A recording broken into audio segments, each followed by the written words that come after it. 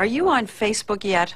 The site is up to 60 million users so far, with a projection of 200 million by the end of the year. If you're not on Facebook, here's how it works. You set up a profile page with details about yourself, and then decide who gets to see it. Friends use their pages to share personal news, exchange photos, team up on political causes, or just play long-distance Scrabble. It can be a useful tool or an addictive waste of time. Either way, Facebook is having a dramatic impact on the World Wide Web. It's estimated to be worth $15 billion. Sitting atop this growing company, directing an internet revolution, is a young, geeky computer programmer who created the site only 4 years ago. This is the face of Facebook, Mark Zuckerberg, the mogul who's guiding its extraordinary growth. What everyone wants to know is he old enough to be running a company some people say is the biggest thing since Google? Tell everyone how old you are. I'm 23 right now.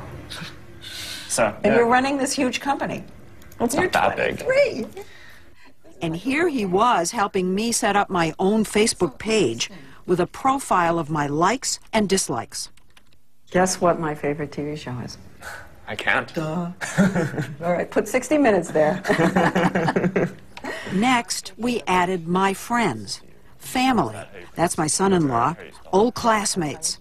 Within a few minutes, I got a friend request. Here's a guy I haven't talked to in 2 years, and I'm so thrilled to hear from him. Mark. This is why so many find the site addictive.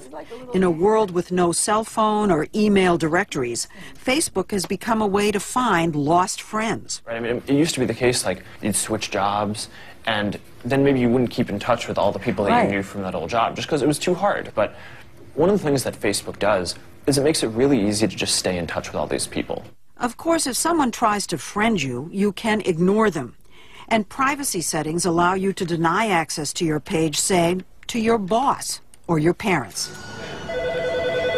Good afternoon, Facebook. How may I help you? Facebook headquarters in downtown Palo Alto looks like a dorm room. The 400 employees who get free food and laundry show up late, stay late, and party really late. Zuckerberg, who's made the cover of Newsweek and is reportedly worth $3 billion, sits at a desk like the other software engineers writing computer code. Have you changed your lifestyle? You don't look like you're buying really expensive clothes. No, I'm not buying really expensive clothes. Are you buying things? Are you buying things that you would No, I have a little, like, one-bedroom apartment with a mattress on the floor. That's where I live. It's almost like a Disney movie. Right. 23-year-old kid takes over a major company. Right. Kara Swisher, who used to write about Silicon Valley for the Wall Street Journal and now has a blog, All Things Digital, has called him the toddler CEO. What do you think it's done to him as a person to be 23 years old? I think it's hard. I think when all of a sudden you're the smartest person in the world and you're the meal ticket for everybody, and this is the big hit. This is the new Google at this point. And so Mark is under a lot of pressure because everybody wants something from him. Like the founders of Google, Larry Page and Sergey Brin, Mark Zuckerberg is looked up to in Silicon Valley as a visionary. You seem to be replacing Larry and Sergey as the people out here who everyone's talking about.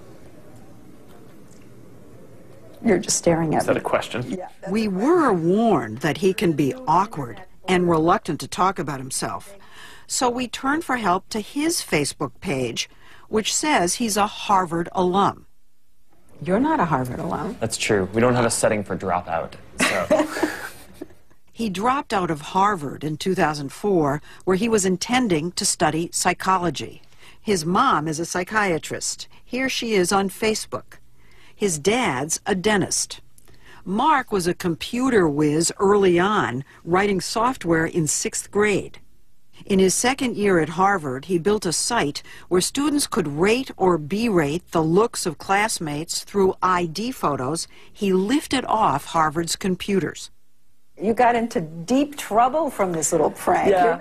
Well, Harvard was just not happy that I was using their images and... Yeah, well, they said you hacked. Mm-hmm. Did they punish you? Yeah, it was put on some sort of I don't know, what do you call it? Probation? Sure.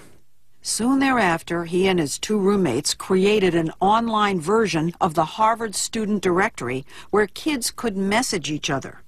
They called it the Facebook and launched it from their dorm room. Within 4 months, they had expanded to 40 colleges and over the summer moved to Palo Alto. But Mark had done code writing for some upperclassmen with a similar idea, and they have filed a lawsuit. 3 Harvard students are suing you, claiming that you stole their idea for Facebook. Well, I mean, we know that we didn't steal any ideas or code, so we're just kind of waiting until that comes out in court. In the lawsuit, they claim that you were duplicitous. Are you worried about it? No, I don't really spend a whole lot of my time worrying about that. I mean, we have lawyers at the company who deal with that stuff, and it's not a huge concern.